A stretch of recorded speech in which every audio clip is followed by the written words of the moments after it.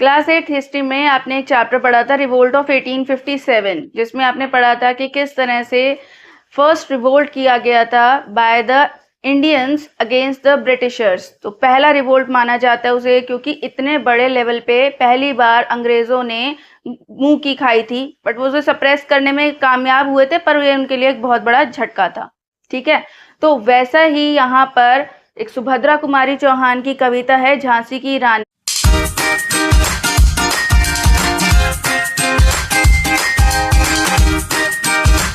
So welcome to the channel. और आज हम देख रहे हैं झांसी की रानी सुभद्रा कुमारी चौहान द्वारा लिखी कविता, और इसमें वो क्या हमें समझाना चाह रही हैं।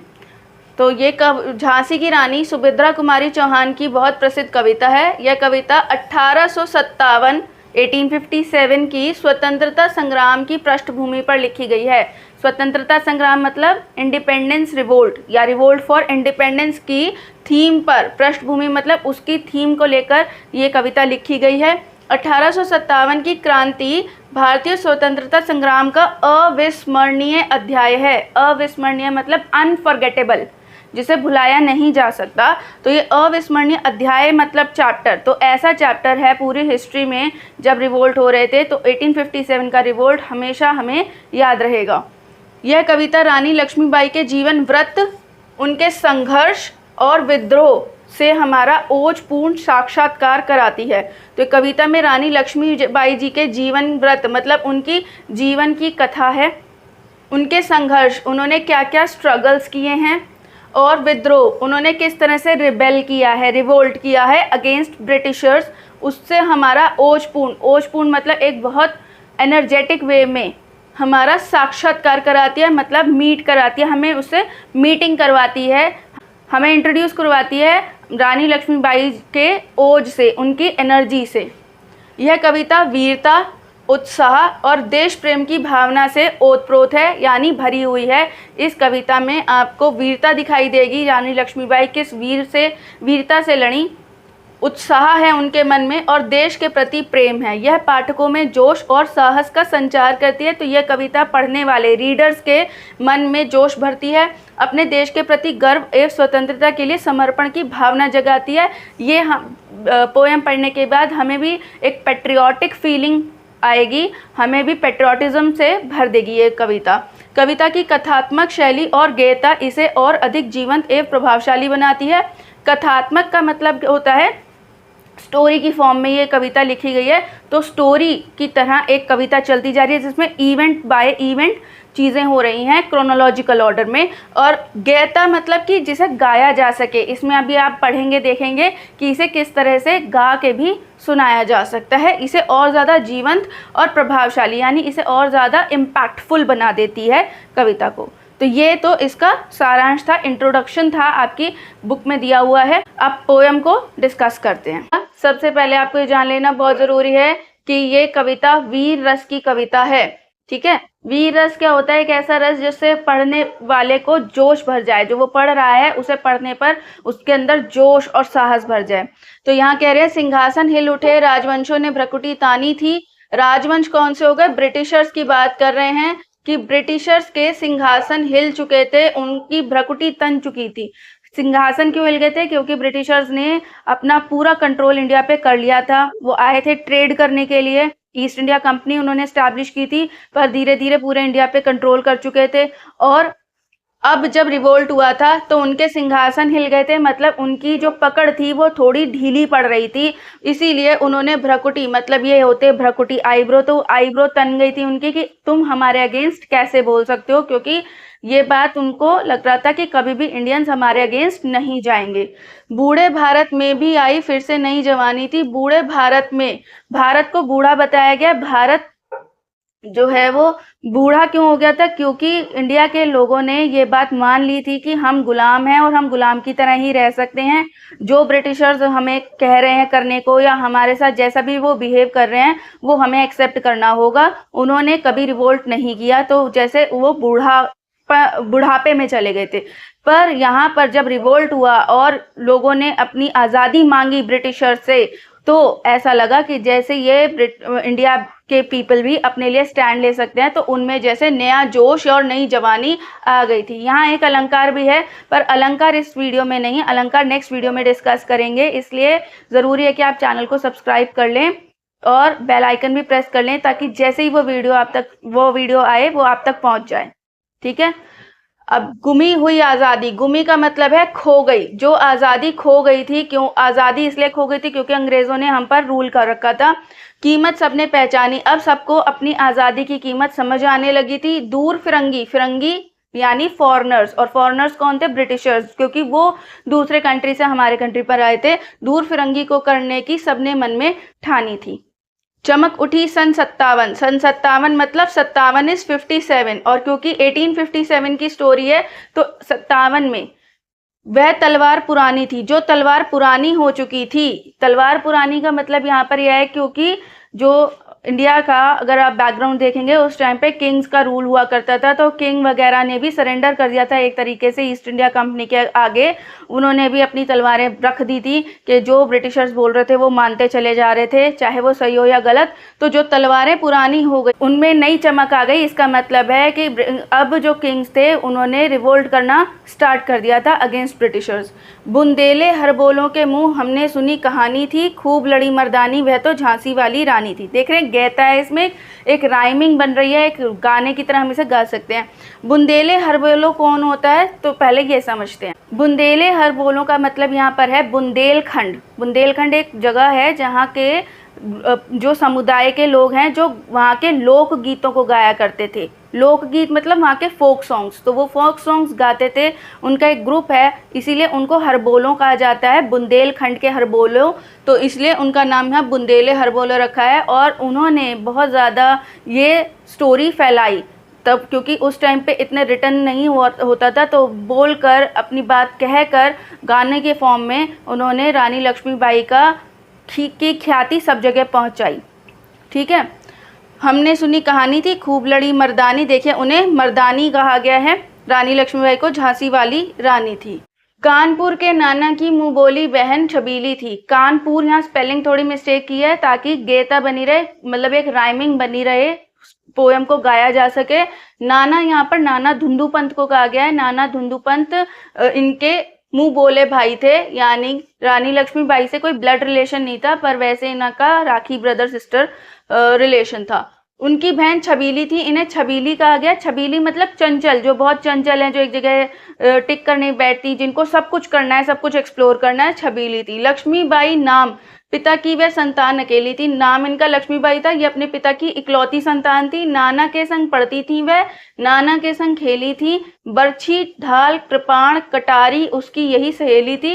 ढाल कृपाण, कृपाण कहते हैं तलवार को, कटारी कहते हैं वो छोटा सा जो चाकू होता है उसे, जिससे डैगर भी बोलते हैं आप लोग। बरछी इस तरह की होती है जिसमें थोड़ा रिबन जैसा लोहा लगा होता है और उसको चलाते हैं वो। और ढाल वो होती है जो तलवार के साथ जब तलवारबाजी करते हैं तो आगे एक मेटल का पकड़ते हैं ना, शील्ड, उसको बोलते हैं, ताकि अपने आप को प्रोटेक्ट किया जा सके। तो ये सब उनकी सहेलियां थी, यानी बचपन से ही वो हर वो काम करती थी। बैटलफील्ड में जो भी सिखाया जाता था, जो भी ट्रेनिंग दी जाती थी, तो वो सारी इन्होंने ले रखी थी। इनको बहुत अच्छा शौक था, बहुत ज़्यादा शौक था इनको ये सब चीज़ें सीखने का, ट्रेनिंग करने का, बैटलफील्ड में किस तरह से लड़ा जाता है ये सब जानने का। तो यहाँ पर इनके बचपन की बात बताई गई है। जैसे मैंने आपको बताया था, कथात्मक का मतलब है कि इवेंट जो हैं वो क्रोनोलॉजिकल ऑर्डर में है। तो यहाँ पर इनकी बचपन की कहानी बताई है कि बचपन में क्या था। वीर शिवाजी की गाथाएं उसको याद जबानी थी, बुंदेले हरबोलों के मुंह हमने सुनी कहानी थी, खूब लड़ी मर्दानी वह तो झांसी वाली रानी थी। वीर छत्रपति शिवाजी महाराष्ट्र के मराठा, जिन्होंने मुगल्स के अगेंस्ट बहुत बड़ी लड़ाई की थी, उनकी सारी गाथाएं मतलब कहानियाँ, उनकी सारी कहानियाँ इन्हें मुँह ज़बानी याद थी। और बुंदेले हरबोलों के मुँह फिर से वो रिपीट हो गया। लक्ष्मी थी या दुर्गा थी, वह स्वयं वीरता की अवतार, देख मराठे पुलकित होते उसकी तलवारों के वार। तो लक्ष्मी थी या दुर्गा थी, मतलब लक्ष्मी जैसा उनका रूप था, दुर्गा जैसी उनके अंदर फुर्ती थी, और वो बैटल फील्ड में जाती थी तो बिल्कुल दुर्गा माँ की तरह हो जाती थी। और स्वयं वीरता की अवतार थी, मतलब ऐसा लगता था वो किसी से डरती नहीं है, निडर हैं, वीर हैं, बहादुर हैं। मराठे, मराठे मतलब उनके जो पेरेंट्स और उनके परिवारजन के जो लोग हैं, मराठा कुल के जो लोग हैं, उनको देख के पुलकित, पुलकित मतलब खुश हो जाते थे, उनकी बहादुरी देख के, उनकी वीरता देख के, उनके तलवारों के वार किस तरह से वो बैटल में अटैक कर रहे हैं, ये सब देख के। नकली युद्ध व्यू की रचना और खेलना खूब शिकार, सैन्य घेरना दुर्ग तोड़ना, ये थे उसके प्रिय खिलवाड़। खिलवाड़ मतलब उनके प्रिय खेल जो थे, जैसे बचपन में बच्चे खेल खेलते थे, उनके प्रिय खेल ये थे। सैन्य घेरना मतलब जो भी काम बैटल में किया जाता है, ट्रेनिंग दी जाती है, वो सारे उनके प्रिय खेल थे। किस तरह से चक्रव्यूह को तोड़ना, किस तरह से चक्रव्यूह बनाना, किस तरह से सैनिकों को घेर लेना चारों तरफ से, तो ये सब उनको बहुत अच्छा लगता था बचपन से ही। महाराष्ट्र कुल देवी उसकी भी आराध्य भवानी थी, बंदेले हरबोलों के मुँह हमने सुनी कहानी थी, खूब लड़ी मर्दानी वह तो झांसी वाली रानी थी। तो महाराष्ट्र कुल की जो देवी हैं, भवानी, जय भवानी के नारे लगाते थे, तो उनकी वो आराध्य थी। यहाँ पे हमें समझाया जा रहा है कि वो भी स्पिरिचुअल थी, ऐसा ही नहीं कि सिर्फ बैटल फील्ड में ही वो महान थी या बहादुर थी, वो स्पिरिचुअलिटी में भी बहुत आगे थी। और बंदेले हरबोलों के मुँह हमने सुनी कहानी थी, खूब लड़ी मर्दानी वह तो झांसी वाली रानी थी, हुई वीरता की वैभव के साथ सगाई झांसी में। तो झांसी में इनकी सगाई हुई थी। वीरता, जैसे अभी हमने पढ़ा पिछली लाइन्स में कि रानी लक्ष्मीबाई को वीरता का अवतार कहा गया, क्योंकि वो बहुत ब्रेव थी, बहादुर थी, निडर थी। और वैभव, वैभव मतलब बहुत रिच, बहुत वेल्दी। और यहाँ झांसी के गंगाधर राव के साथ उनकी शादी हुई थी, तो उनका नाम ना देकर उनके लिए एक एडजेक्टिव यूज़ कर दिया, एक विशेषण लगा दिया, गंगाधर राव के साथ इनका विवाह हुआ था। ब्याह हुआ, ब्याह मतलब शादी हुई। तो देखिए पहले आपको बताया गया उनके बारे में, उनके बचपन के बारे में, अब उनके विवाह के बारे में बता रहे हैं, तो क्रोनोलॉजी चलती जा रही है। ब्याह हुआ, रानी बन आई लक्ष्मीबाई झांसी में, राज महल में बजी बधाई, खुशियां छाई झांसी में। तो ब्याह हुआ राजा का, तो सब जगह खुशियों का माहौल था, सब जगह बहुत उत्साह था, प्रसन्नता थी। सुबट बुंदेलों की विरुदावली सी वे आई झांसी में। सुबट बुंदेलों की विरुदावली मतलब जैसे बुंदेलों के बारे में मैंने अभी बताया कि वो वहाँ के लोक गायक थे, बुंदेलखंड के लोक गायक थे हरबोले, तो ऐसे ही ये बिल्कुल वहाँ की कविता बन के, वहाँ की खुशियाँ बन के, खुशियों का गीत बन के रानी लक्ष्मीबाई जी वहाँ पहुँची थी झांसी में। तो ऐसे लग रहा था जैसे कोई ईश्वर की वंदना, कोई बहुत बढ़िया गीत जो है वो झांसी में आ गया, और झांसी में चारों तरफ खुशियाँ ही खुशियाँ फैल गई हैं। इसी के आगे कंटिन्यू करते हुए उन्होंने कहा, चित्रा ने अर्जुन को पाया, शिव से मिली भवानी थी। देखिए ये दो लाइंस बहुत इंपॉर्टेंट है। जिस प्रकार चित्रा ने अर्जुन को पाया, यहाँ महाभारत का रेफरेंस लिया गया है कि अर्जुन का विवाह चित्रा से हुआ था, और जिस तरह से भवानी, भवानी मतलब पार्वती जी का मिलन शिव जी से हुआ था, बिल्कुल उसी तरह से इन्होंने यहाँ कंपैरिजन कर दिया कि उसी प्रकार जिस तरह से भवानी शिव से मिली, चित्रा अर्जुन से मिली, उसी प्रकार रानी लक्ष्मीबाई जी जो हैं वो गंगाधर राव जी से मिली, उनका विवाह उनके साथ हुआ। तो यहाँ पे कंपैरिजन हुआ है। बुंदेले हरबोलों के मुँह हमने सुनी कहानी थी, खूब लड़ी मर्दानी वह तो झांसी वाली रानी थी।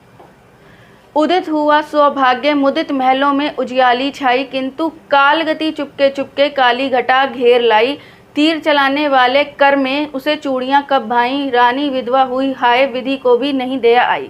मतलब उदित हुआ सौभाग्य, अभी अभी उनके जीवन में खुशियाँ आई थी, क्योंकि विवाह के बाद एक नया जीवन उनका शुरू हुआ था, तो सौभाग्य आया था उनके ऊपर, यानी खुशियाँ आई थी उनके ऊपर। मुदित महलों में उजियाली छाई, मुदित महलों का मतलब है कि झांसी के जितने भी महल थे उनके अंदर खुशियाँ आ गई, नई रोशनी आ गई, नई चमक आ गई रानी के आने से। लेकिन कालगति, कालगति का मतलब होता है मृत्यु, आखिरी समय।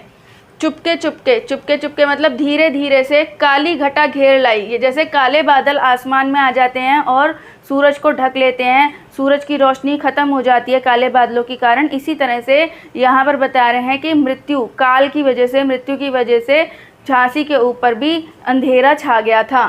तीर चलाने वाले कर, कर का मतलब होता है हाथ, तो जो तीर चलाने वाले हाथ थे, किसके हाथ थे?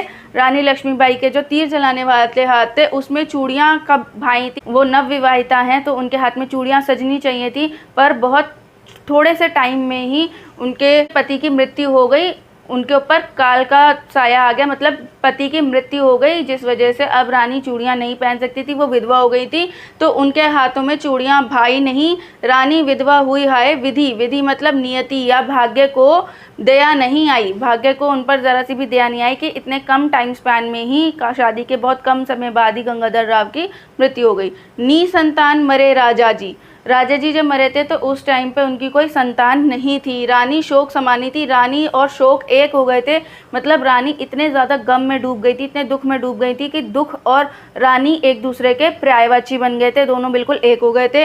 बुंदेले हर बोलों के मुँह हमने सुनी कहानी थी, खूब लड़ी मर्दानी वह तो झांसी वाली रानी थी। अब आगे का स्टैंजा पढ़ने से पहले आप थोड़ा सा याद कर लीजिए डॉक्ट्राइन ऑफ लैप्स। आपने पढ़ा है हिस्ट्री में डॉक्ट्राइन ऑफ लैप्स, उस डॉक्ट्राइन ऑफ लैप्स को रिवाइज कर लेते हैं ज़रा। उसमें आपने पढ़ा था कि लॉर्ड डलहाउजी वाइसरॉय थे, उन्होंने एक एक्ट पास कर दिया था जिसे डॉक्ट्राइन ऑफ लैप्स बोला था, और उसमें उन्होंने कहा था कि अगर कोई भी राजा अपने वारिस के बिना मर जाता है तो उसका जो राजपाट होगा, जो एम्पायर होगा, वो ऑटोमेटिकली ब्रिटिशर्स के पास ट्रांसफ़र हो जाएगा। ये उनका एक तरीका था एनेक्सेशन करने का, तो उन्होंने यहाँ झांसी में भी अब यही किया, क्योंकि निसंतान मरे थे राजा, उनकी कोई संतान नहीं थी, कोई वारिस नहीं था कि अब राजगद्दी पे कौन बैठेगा। तो by doctrine of lapse Britishers आ गए कि अब ये जो एम्पायर है वो अब ब्रिटिश के पास आ जाएगा, ठीक है। तो अब यहाँ से आप देखेंगे रानी का संघर्ष। तो अब यहाँ पर कहानी में जो क्रोनोलॉजी आई वो उनके संघर्ष की आई है, देखते हैं। बुझा दीप झांसी का तब डलहौजी, डलहौजी मतलब लॉर्ड डलहाउजी जो वाइसरॉय थे, मन में हर्षाया, हर्षाया मतलब मन में खुश हो गया, क्योंकि वो बहुत समय से झांसी को कब्जा करना चाहता था, राज्य हड़प करने का उसने ये अच्छा अवसर पाया। फौरन फौजें भेज दुर्ग पर, दुर्ग मतलब महल, किला, जो किला था उस पर अपना झंडा फहराया, उसने अपना वहाँ पे झंडा फहराकर एक तरीके से ये समझा दिया कि अब ये हिस्सा मेरा हुआ। लावारिस का वारिस बनकर ब्रिटिश राज्य झांसी आया। यहाँ पर लावारिस का वारिस मतलब, क्योंकि जब राजा होते थे पहले के टाइम में वो पिता समान होते थे, कि राजा जो हैं वो प्रजा के लिए, अपने सब्जेक्ट्स के लिए पिता के बराबर होते थे। तो वो ये समझाना चाह रहे हैं यहाँ पे कि जो डलहौजी था वो ये दिखा रहा था कि अब आपके राजा नहीं रहे, राजा मर गए हैं, तो आपकी जनता लावारिस हो गई है, उनको हम बन जाएंगे, उनके लिए मतलब हम उनका वारिस बनेंगे, हम उनको आगे प्रोग्रेस करवाएंगे। अश्रुपूर्ण रानी ने देखा झांसी हुई बिरानी थी, बुंदेले हर बोलों के मुंह हमने सुनी कहानी थी, खूब लड़ी मर्दानी में तो झांसी वाली रानी थी। रानी जो थी वो आंसुओं से भरी हुई थी, गम में डूबी हुई थी, और आंसुओं से भरी उन्होंने देखा कि झांसी जो है बिरानी, बिरानी मतलब वीरानी हो चुकी है, क्योंकि उनका तो सब कुछ उनके पति से ही था और पति नहीं रहे तो उनके लिए सब कुछ वीरान यानी सूना हो चुका था। बुंदेले हर बोलों के मुँह हमने सुनी कहानी थी। अनुनय विनय नहीं सुनता है विकट फिरंगी की माया, व्यापारी बन दया चाहता था जब यह भारत आया। तो यहाँ पर बात हो रही है ब्रिटिशर्स की, कि ब्रिटिशर्स अब कोई अनुनय विनय नहीं सुन रहे थे। अनुनय विनय मतलब रिक्वेस्ट, वो किसी भी राजा की रिक्वेस्ट को नहीं सुनना चाहते थे, बस वो चाहते थे कि हर हाल में हर एम्पायर उनके पास आ जाए और वो और ज़्यादा पावरफुल हो जाएं। Britishers were not in any mood to negotiate, वो चाहते थे फुल कंट्रोल। तो विकट फिरंगी की माया, फिरंगी मतलब फॉरेनर की जो माया, जो माया मतलब चाल, उनकी चाल ही कुछ इस प्रकार की थी, इसीलिए उन्होंने ये डॉक्ट्राइन ऑफ लैप्स बनाया था। व्यापारी बनकर यानी स्टार्टिंग में ट्रेड करने के लिए, ईस्ट इंडिया कंपनी बनाने के लिए ये इंडिया आया था। डलहौजी ने पैर पसारे, देखिए पैर पसारे यहाँ पर मुहावरा है, तो आपको ये भी पता होना चाहिए कि आपकी कविता में कहाँ कहाँ मुहावरे आए हैं। पैर पसारे अब तो पलट गई काया, पैर पसारे मतलब चारों तरफ इन्होंने अपना कंट्रोल जमा लिया, अब तो पलट गई काया, राजाओं नवाबों को भी उसने पैरों ठुकराया। यहाँ पे भी आपका मुहावरा है, देखिए। तो यहाँ पर वो कह रहे हैं कि जहाँ जहाँ पे भी ब्रिटिशर्स कब्ज़ा कर सकते थे, चाहे कोई भी राजा हो उसके एम्पायर पे कब्ज़ा कर लिया था, नवाबों को भी उन्होंने वहाँ से निकाल दिया था, जैसे अपने एनेक्सेशन ऑफ अवध वगैरह के बारे में पढ़ा है। रानी दासी बनी बनी, यह दासी अब महारानी थी। देखिए यहाँ कौन सी रानी की बात हो रही है, जिन भी राजाओं के एम्पायर पे कब्ज़ा किया था ब्रिटिशर्स ने, उन रानियों की बात हो रही है कि ब्रिटिशर्स ने राजाओं के राजाओं को हरा दिया, बैटल में हरा दिया, या वो मर गए और उनके एम्पायर पे कब्ज़ा कर लिया, तो उन राजाओं की जो रानी है उनको दासी की तरह ट्रीटमेंट दिया जा रहा था। जैसे कोई दासी होती है तो वो रानियां दासी बन गई थी। और ये दासी मतलब अब यहाँ लक्ष्मी जी बाई की बात हो रही है कि लक्ष्मी बाई जो थी वो दासी, क्योंकि वो दासी किसकी थी, वो दासी थी अपने हस्बैंड की, पति की। तो अपने पति की जो दासी थी अब वो महारानी थी। महारानी का मतलब यह है कि अब उसने ठान लिया था कि मैं इन ब्रिटिशर्स को कभी भी अपने एम्पायर पे कब्जा नहीं करने दूंगी। बुंदेले हर बोलों के मुंह हमने सुनी कहानी थी, खूब लड़ी मर्दानी वह तो झांसी वाली रानी थी। छीनी राजधानी दिल्ली की, लिया लखनऊ बातों बात, कैद पेशवा था बिठुर में, हुआ नागपुर का भी घात, उदयपुर तंजौर सतारा कर्नाटक की कौन बिसात, जबकि सिंध पंजाब ब्रह्म पर अभी हुआ था वज्रनिपात। यहाँ पर बताया जा रहा है कि ब्रिटिशर्स ने कहाँ कहाँ पे अपना कब्जा कर लिया था, कहाँ कहाँ पे कंट्रोल फैला लिया था। दिल्ली की राजधानी को उन्होंने कब्जा कर लिया था। लखनऊ को बातों बात मतलब कि बहुत ही कम समय में या कम मेहनत के साथ उन्होंने लखनऊ को अपने कंट्रोल में कर लिया था। कैद पेशवा वगैरह को बिठूर में जो जगह है वहाँ से पेशवाओं को कैद कर लिया था। नागपुर में भी उन्होंने घात मतलब होता है अटैक, नागपुर पे भी अटैक कर दिया था। उदयपुर तंजौर सतारा कर्नाटक की कौन बिसात मतलब उनकी हैसियत ही इनके आगे कुछ नहीं थी। मतलब कहने का ये है कि वहाँ के राजा इतने शायद स्ट्रॉन्ग नहीं थे कि वो ब्रिटिशर्स के आगे सरवाइव कर पाते, तो उनकी इतनी बिसात ही नहीं थी। जबकि सिंध पंजाब ब्रह्म पर अभी हुआ था वज्रनिपात मतलब वहाँ पे भी काफ़ी हैवी बैटल हुआ था। बंगाल मद्रास आदि की भी तो यही कहानी थी। बंगाल मद्रास में भी यही हो रहा था कि ब्रिटिशर्स अटैक कर रहे थे, भले ही वो सामने से अटैक करके बैटल करके जीत रहे हों या फिर वो पीछे से कॉन्स्पिरेसी करके जीत रहे हों, षड्यंत्र करके कब्जा कर रहे हों, तो वो षड्यंत्र करके भी कब्जा कर रहे थे। तो सब जगह का यही हाल था, पूरे इंडिया को उन्होंने टेक ओवर कर लिया था। बुंदेले हर बोलों के मुँह हमने सुनी कहानी थी, खूब लड़ी मर्दानी वह तो झांसी वाली रानी थी।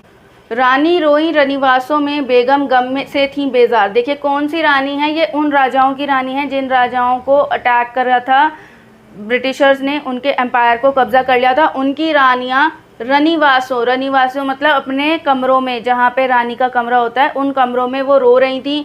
बेगम जो नवाब थे, नवाबों की जो बेगम थी, जो वाइफ थी, वो गम से थी बेजार, गम से दुखी थी। उनके गहने कपड़े बिकते थे कलकत्ते के बाज़ार, मतलब उनके जितने भी राजसी पोशाकें थी, जो राजाओं के होती हैं पोशाकें, या उनके कुछ भी वैल्यूएबल ऑर्नामेंट्स, वैल्यूएबल आभूषण जेवर वगैरह, या उनके महंगे महंगे कपड़े नीलाम करवा रहे थे ब्रिटिशर्स। एक तरीके से वो ये दिखाना चाहते थे कि आप हमारे अंडर में रहोगे, हमारे नीचे रहोगे, तो वो नीलाम करवा रहे थे। सरेआम नीलाम छापते थे अंग्रेज़ों के अखबारों में नीलामी के पोस्टर्स लगा करते थे, उनके एडवर्टीजमेंट्स हुआ करते थे कि आज यहाँ पे इस वाले रानी की ये पोशाक या ये ऑर्नामेंट्स नीलाम होने वाली है। नागपुर के जेवर ले लो, लखनऊ के ले लो, 9 लाख हार, 9 लाख मतलब 9 लाख का हार। तो वो जो एडवर्टीजमेंट छपते थे उसमें क्या हेडलाइन होती थी, तो एडवर्टीजमेंट्स में होते थे नागपुर के जेवर ले लो, लखनऊ के ले लो, 9 लाख हार।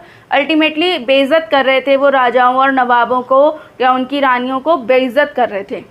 यूँ पर्दे की इज्जत पर देशी के हाथ बिकानी थी, बुंदेले हर बोलों के मुँह हमने सुनी कहानी थी, खूब लड़ी मर्दानी वह तो झांसी वाली रानी थी। तो यूँ पर्दे की इज्जत मतलब कि जो रानी या राजाओं की जो इज्जत हुआ करती थी कि सब लोग उनको झुक के सलाम किया करते थे या अदब से बात किया करते थे, आज उनकी इज्जत को इन्होंने नीलाम कर दिया था, उनकी रेपुटेशन ख़राब कर दी थी ब्रिटिशर्स ने।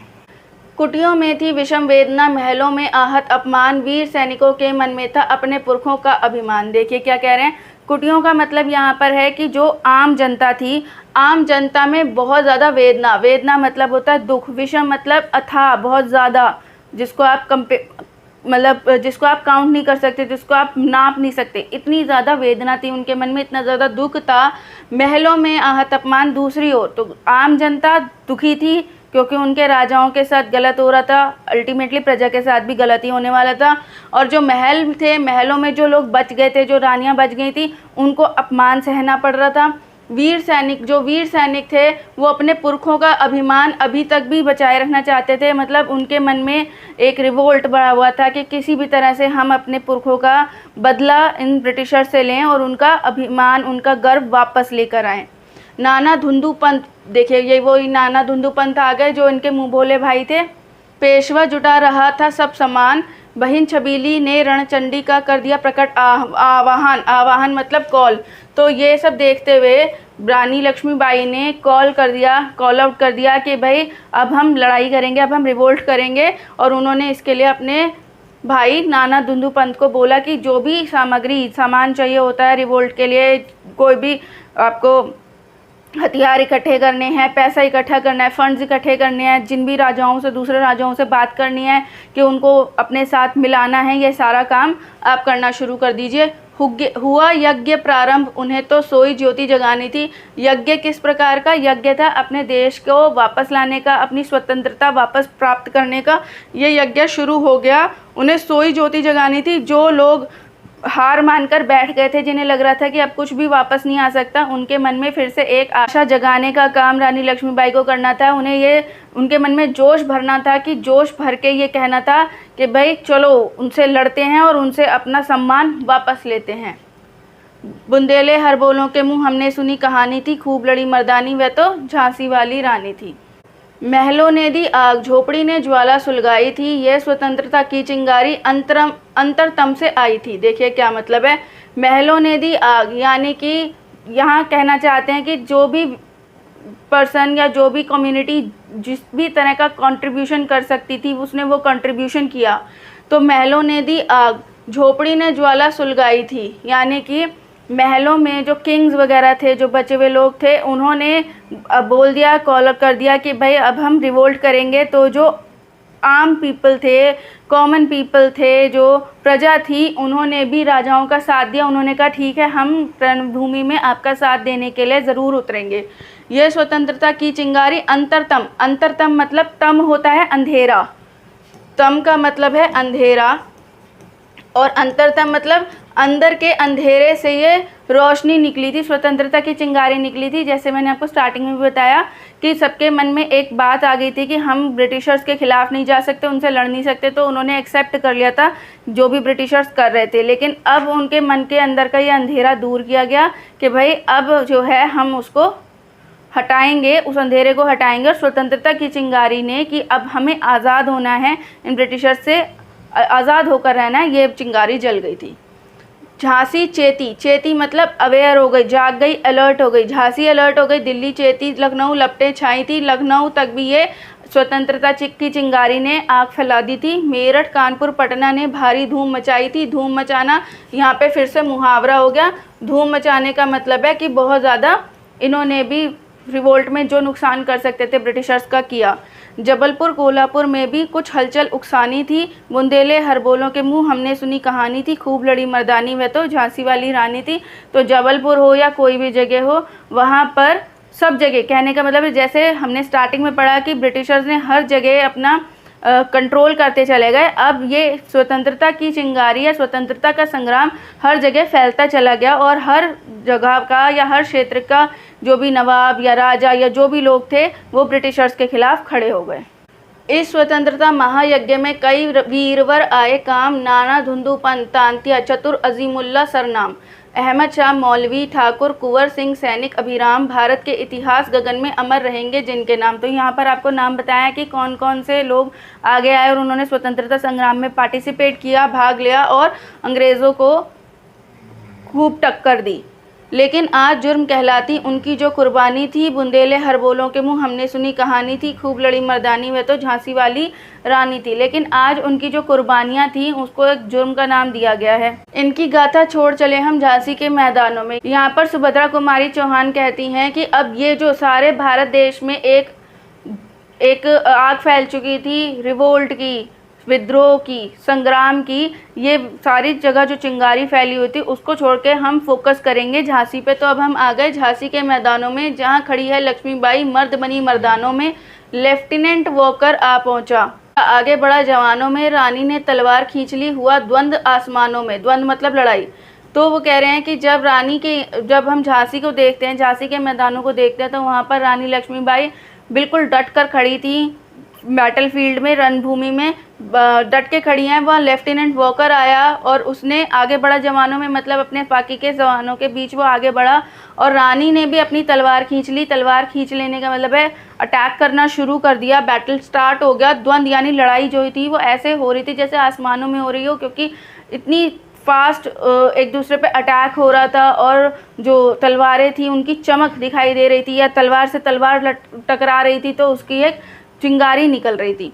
जख्मी होकर वॉकर भागा, उसे अजब हैरानी थी। वॉकर हैरान हो रहा था कि एक लेडी से वो कैसे हार सकता है। बुंदेले हर बोलों के मुंह हमने सुनी कहानी थी, खूब लड़ी मर्दानी वह तो झांसी वाली रानी थी। रानी बड़ी काल्पी आई। काल्पी जगह का नाम है। कर 100 मील निरंतर पार। 100 मील निरंतर मतलब लगातार 100 मील तक चलते हुए, मतलब घोड़े पर सवार होकर लगातार 100 मील तक चलते हुए वो पहुंची काल्पी। घोड़ा थक कर गिरा भूमि पर। उनका घोड़ा इतना तेज चलते चलते इतना दूर तक चलते चलते थक चुका था। गया स्वर्ग तत्काल सिधार, मतलब घोड़ा जो था थकान की वजह से इतना ज़्यादा वो थक चुका था कि वो मर गया। घोड़ा इनका तत्काल स्वर्ग सिधार गया, मर गया। यमुना तट पर अंग्रेज़ों ने फिर खाई रानी से हार। यमुना तट पर फिर से इन्होंने अंग्रेज़ों को डिफीट कर दिया, हरा दिया। विजयी रानी आगे चल दी। विक्टोरियस रानी जो थी जीत के बाद आगे बढ़ी। किया ग्वालियर पर अधिकार, ग्वालियर को भी उन्होंने कंट्रोल कर लिया था। अंग्रेज़ों के मित्र सिंधिया ने छोड़ी राजधानी थी। राजधानी को राजधानी लिखा है अगेन ताकि राइम हो सके। तो यहाँ पे अंग्रेज़ों के मित्र सिंधिया थे। जो सिंधिया थे वो अंग्रेज़ों की हेल्प कर रहे थे। उनको जब ये पता चला कि रानी लक्ष्मीबाई अंग्रेज़ों को हराते हुए, अंग्रेज़ों को डिफीट करते हुए आगे बढ़ती जा रही हैं, तो सिंधिया को डर हो गया कि अगर अंग्रेज़ों को हराया तो हमारे पर भी अटैक करेंगे, क्योंकि हमने उनको सपोर्ट किया ब्रिटिशर्स को। तो उनको देखते हुए सिंधिया जो थे वो अपनी राजधानी छोड़कर भाग गए। बुंदेले हर बोलों के मुंह हमने सुनी कहानी थी, खूब लड़ी मर्दानी वह तो झांसी वाली रानी थी। विजय मिली पर अंग्रेज़ों की फिर सेना घेर आई। देखिए विजय मिल गई, ग्वालियर इन्होंने कंट्रोल कर लिया और भी जगह कंट्रोल कर ली, लेकिन फिर से अंग्रेज़ों ने अपनी सेना से इन्हें घेर लिया। अब के जनरल स्मिथ सन्मुख था। सन्मुख मतलब सामने। अब की बार इनके सामने जनरल स्मिथ आया। उसने मुँह की खाई थी। उसने मुँह की खाई, यह भी मुहावरा है, मतलब वो भी हार गया, वो भी रानी के आगे टिका नहीं। कान्हा और मंद्रा सखियाँ, ये दो सखियों के नाम है, एमसीक्यूज़ में पूछे जा सकते हैं। तो रानी लक्ष्मीबाई की दो सखियाँ हैं, कान्हा और मंद्रा। रानी के संग आई। युद्ध क्षेत्र में उन दोनों ने भारी मार मचाई। भारी मार मचाई भी मुहावरा है, यानी इन दोनों ने, सहेलियों ने भी खूब डटकर सामना किया और खूब पार्टिसिपेट किया बैटल में और काफ़ी मारकाट भी मचाई। पर पीछे यूरोज आ गया, हाय घिरी अब रानी। लेकिन पीछे से यूरोज जो था वो आ गया और रानी अब चारों तरफ से घिर गई थी। बुंदेले हर बोलों के मुंह हमने सुनी कहानी थी, खूब लड़ी मर्दानी वह तो झांसी वाली रानी थी। तो भी रानी मार काट कर चलती बनी सैन्य के पार। मतलब देखिए कि इन्होंने पीछे से उन्हें घेर लिया, फिर भी रानी ने हार नहीं मानी, वो मार काट करके आगे चलती रहीं सैन्य के पार। मतलब जो सैनिकों ने घेरा हुआ था चारों तरफ से, उनको क्रॉस करते हुए आगे बढ़ गई। किंतु सामने नाला आया था, यह संकट विषम अपार। विषम मतलब बहुत बड़ा संकट था कि आगे क्रॉस करने के लिए रास्ता नहीं था। घोड़ा अड़ा, नया घोड़ा था, पहले वाला घोड़ा मर गया था, अब ये नया घोड़ा था। उसने इतनी लंबी छलांग लगाने से इनकार कर दिया। इतने में आ गए सवार। तो जो ब्रिटिशर्स के सवार थे, घुड़सवार थे, वो वहाँ तक पहुँच गए। तब तक रानी एक, शत्रु बहुतेरे। रानी अकेली थी, उनका कोई और सैनिक उनके साथ नहीं था। शत्रु बहुत सारे थे। होने लगे वार पर वार। घायल होकर गिरी सिंघनी, उसे वीर गति पानी थी। तो अब जब चारों तरफ से वार हो रहे थे, अकेले थी, अकेले जब तक वो फाइट कर सकी करी उन्होंने फाइट, लेकिन जब वो घायल होकर गिरी और उन्हें सिंघनी की तरह कहा गया, शेरनी की तरह, वीर गति पानी थी। वीर गति मतलब उन्हें शहीद होना था, मृत्यु उनके आनी थी। बुंदेले हर बोलों के मुँह हमने सुनी कहानी थी, खूब लड़ी मर्दानी वह तो झांसी वाली रानी थी। रानी गई सिधार। सिधार मतलब रानी की मृत्यु हो गई। चिता अब उसकी दिव्य सवारी थी। अब उनकी दिव्य मतलब अनोखी सवारी क्या थी? अब उनकी अनोखी सवारी थी चिता। यानी अब उन्हें कहाँ जाना था? अब उन्हें जाना था स्वर्ग। तो स्वर्ग की रास्ता जो मतलब रास्ता के लिए जो सवारी बनी, वो सवारी बनी चिता। मिला तेज से तेज, तेज की वजह वह सच्ची अधिकारी थी। तेज से तेज का मतलब है रानी का जो ऑरा था, जो एनर्जी थी, उनका जो तेज था, वो अग्नि के तेज से मिला, क्योंकि उनकी चिता को जलाया गया, आग दी गई, तो आग के तेज से दोनों का तेज मिला। तो तेज इतना ज़्यादा प्रकट हुआ, इतना ज़्यादा एनर्जी क्रिएट हुई, और वह इस तेज की सच्ची अधिकारी भी थी। इतनी चमक, इतनी एनर्जी, इतनी क्या कहते हैं ऊर्जा की वे अधिकारी भी थी। अभी उम्र कुल 23 थी, टोटल 23 ईयर्स की थी जब उनका वो शहीद हुई। मनुज नहीं अवतारी थी, मनुज मतलब मनुष्य, वह मनुष्य नहीं थी, वह ज़रूर कोई अवतारी थी, भगवान का अवतार थी जो धरती पर आई थी। हमको जीवित करने आई बन स्वतंत्रता नारी, हमको जीवित करने आई, जीवित तो सब थे ही पहले से, पर यहाँ जीवित एक सिंबॉलिक फॉर्म में बोला गया क्योंकि सब जो थे वो ब्रिटिशर्स के आगे हार मानकर उनकी गुलामी स्वीकार करके बैठ गए थे। इन्होंने आकर सब में एक नई चेतना भरी, एक नया एनर्जी भरी कि नहीं उठो, अपनी स्वतंत्रता के लिए लड़ो। तो सबको जीवित करने आई थी स्वतंत्रता की नारी बन के। दिखा गई पथ सिखा गई, पथ मतलब रास्ता, सबको रास्ता दिखा गई कि क्योंकि इस रिवोल्ट के बाद फिर रिवोल्ट्स कंटिन्यू होते ही चले गए और ब्रिटिशर्स को बहुत कुछ सोचना पड़ा किस तरह से अब वो आगे कंटिन्यू करेंगे। तो ये जो था इसको फर्स्ट बैटल ऑफ रिवोल्ट भी बोलते हैं, रिवोल्ट ऑफ 1857 को। तो वो दिखा गई पथ सिखा गई, हमको जो सीख सिखानी थी, बुंदेले हर बोलों के मुँह हमने सुनी कहानी थी, खूब लड़ी मर्दानी वह तो झांसी वाली रानी थी। जाओ रानी याद रखेंगे हम कृतज्ञ भारतवासी। कृतज्ञ मतलब जो किसी का आभार मानता है, जो किसी के किए हुए उपकार को याद रखता है, उसके उपकार को ग्रैटिट्यूड से निभाता है। तो यहाँ पर रानी को कह रहे हैं कि हम तुम्हें याद रखेंगे कृतज्ञ भारतवासी, यह तेरा बलिदान जागावेगा स्वतंत्रता अविनाशी। कि जो तुम्हारा बलिदान है, जो तुमने बलिदान दिया है, अविनाशी, कभी ना खत्म होने वाला, जिसका कभी नाश ना हो, ऐसी स्वतंत्रता ये हम सब में जगा देगा। होवे चुप इतिहास लगे सच्चाई को चाहे फांसी, चाहे इतिहास तुम्हारे बारे में बताना बंद कर दे, मतलब तुम्हारे इस बलिदान के बारे में चाहे आगे के जनरेशन्स को ना बताया जाए, चाहे सच्चाई को फांसी लगा दे, चाहिए जो ब्रिटिशर्स हैं तुम्हारी कुर्बानी को या तुम्हारे रिवोल्ट को, तुम्हारे साहस को दबाने की जितनी मर्जी कोशिश कर लें, पर हो मदमाती विजय, मिटा दे गोलों से चाहे झांसी। चाहे ये मदमाती विजय, मदमाती किसे कह रहे हैं, मतलब है मतलब मद में चूर, मद मतलब अहंकार, क्योंकि ब्रिटिशर्स जो थे उन्होंने रानी को डिफीट कर दिया था, उनको वो वीर गति को प्राप्त हो गई थी, उन्हें डिफीट करके अंग्रेज़ अहंकारी हो गए हों कि हमने तो रानी को डिफीट कर दिया और अपने सबसे बड़े रिवोल्टर को सप्रेस कर दिया। तो भले ही वो अपनी मदमाती विजय में गोलों से चाहे झांसी को मिटा दे, तुम्हारा नामो निशान मिटा दें इतिहास से, तुम्हारे बारे में किसी को पता ना चलने दें, पर हम तुम्हें याद रखेंगे क्योंकि तुमने जो स्वतंत्रता की आग हम लोगों में जगाई है वो अब जलती रहेगी, वो कभी नहीं मिटेगी, भले ही अंग्रेज़ तुम्हारा नाम इतिहास से मिटा दें। तेरा स्मारक तू ही होवेगी, तू खुद अमिट निशानी थी। तेरा भले ही कोई स्मारक ना बनाया जाए, कोई स्टैच्यू ना बनाया जाए, तेरे को ऑनर ना किया जाए, तेरे को सेलिब्रेट ना किया जाए, लेकिन तू अपने आप में एक ऐसी निशानी है कि चाह करके भी अंग्रेज़ जो हैं वो तुझे तेरा ऑनर तेरे से छीन नहीं पाएंगे। बुंदेले हर बोलों के मुँह हमने सुनी कहानी थी, खूब लड़ी मर्दानी वह तो झांसी वाली रानी थी। चलिए इसी के साथ ये कविता समाप्त होती है। आशा करते हैं आपको ये कविता अच्छे से समझ में आई होगी और इसके मैं फिर से बोल रही हूँ अलंकार के लिए एक और वीडियो आएगी, तो चैनल को सब्सक्राइब कर दीजिए, बेल आइकन प्रेस कर दीजिए। और अगर ये वीडियो आपको अच्छी लगी है, ये पोएम अब आपको अच्छे से समझ में आई है, तो इस वीडियो को एक लाइक ज़रूर दीजिएगा। अपने फ्रेंड्स के साथ शेयर करना ना भूलिएगा ताकि उनको भी हेल्प हो सके और उनके लिए भी ये पोएम अब ईजी हो जाए। तब तक मिलते हैं नेक्स्ट वीडियो में, तब तक के लिए टेक केयर, गुड बाय।